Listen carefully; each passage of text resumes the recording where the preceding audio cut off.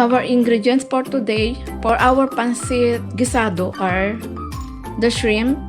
I rub it with ginger, salt, and ground black pepper.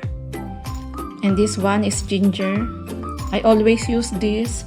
And the squid ball.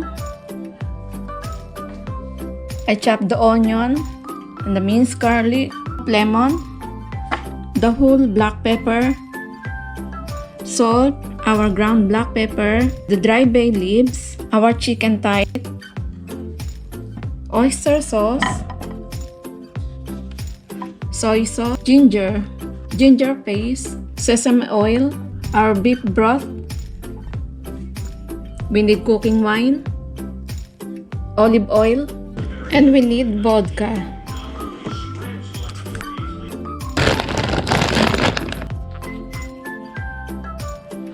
The vegetables are cabbage, yellow bell pepper, leeks. You can use green onions. And we use only the celery leaves. This one. The carrots, snow peas.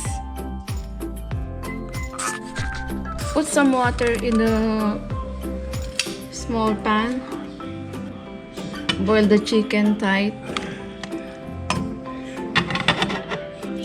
And add some dried bay leaves. The whole black pepper. Like that, and boil.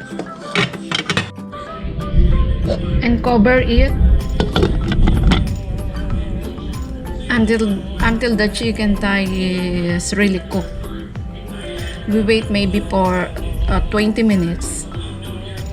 After 20 minutes in the boiling water,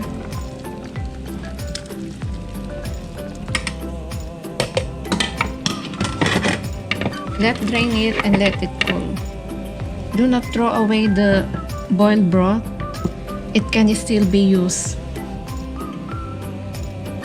And set aside. Now in a deep frying pan, put some olive oil. When your frying pan is ready and the oil is hot, we fry some shrimp.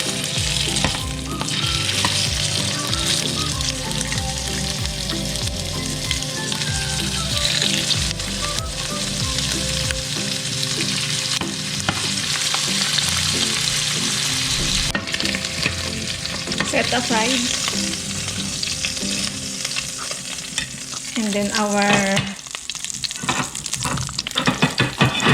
our squid ball.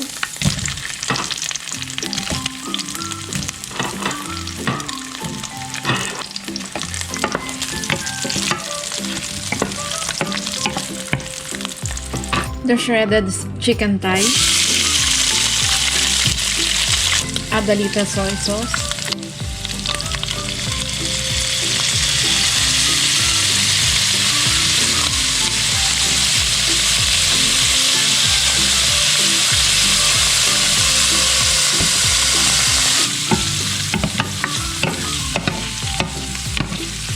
Then set aside.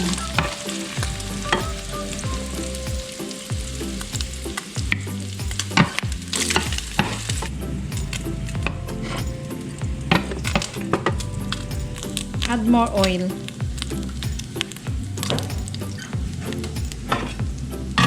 And now we saute the garlic, the onion,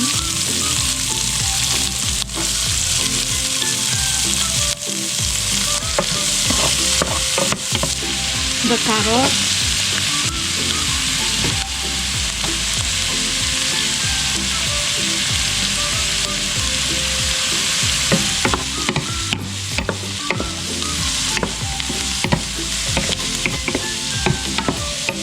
because the carrot is a little harder than some other vegetables that we need to put. That's why we cook it first. We add yellow bell pepper,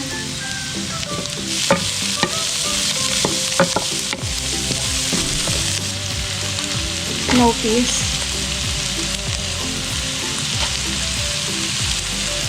the leeks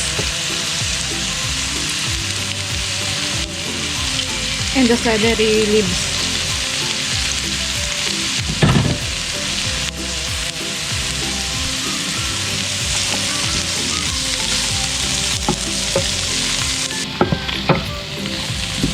We add the oyster sauce.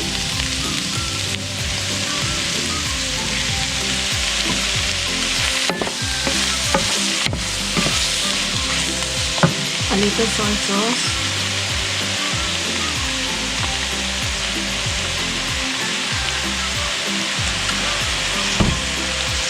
The ground black pepper.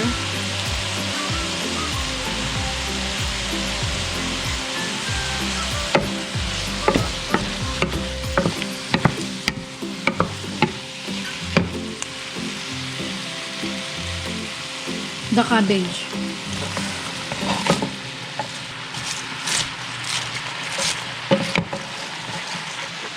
The cooking wine. Half cup of vodka. 1 cup of unsalted beef broth. Then cover it for 3 minutes only. After 3 minutes,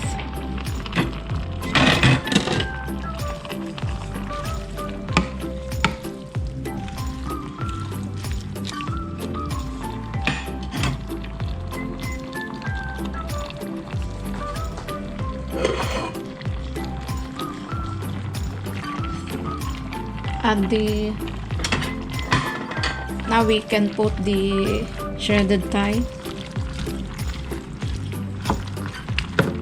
and then the shrimp and the squid bowl.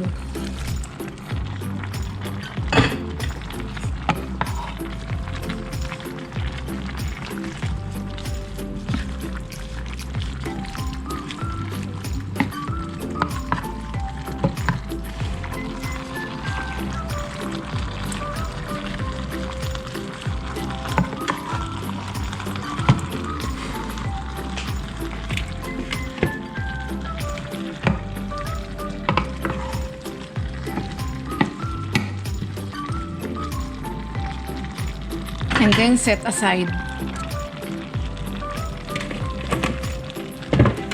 Now we start to cook the noodles. Then put in a strainer.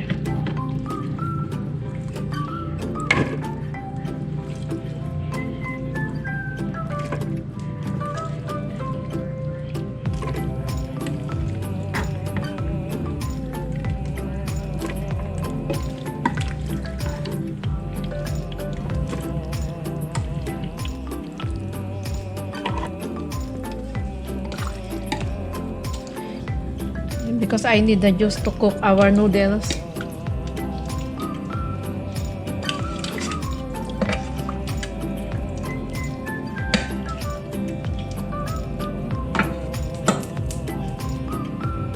Then set aside. Let it cool. Now let it start to cook the noodles.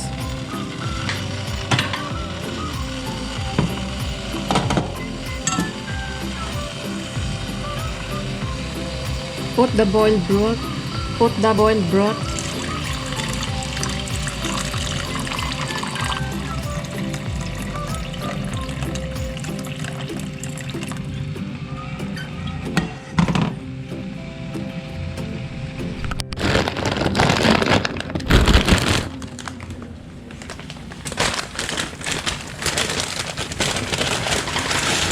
Put the rice vermicelli.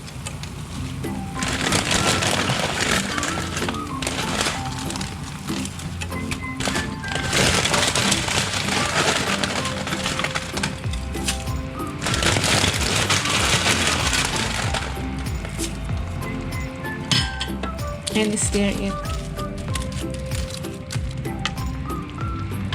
Turn it in a low heat.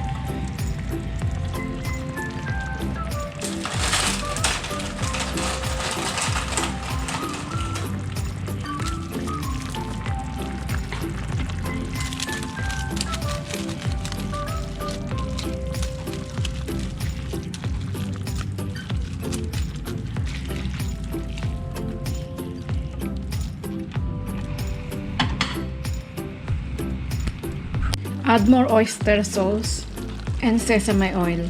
2 tablespoons of sesame oil.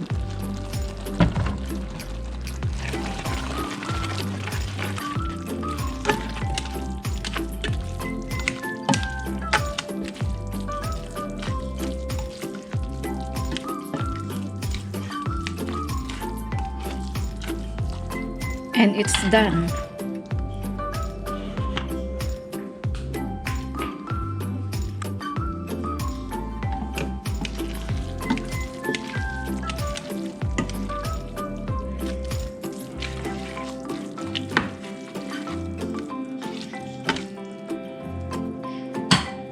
Let it cool a little bit and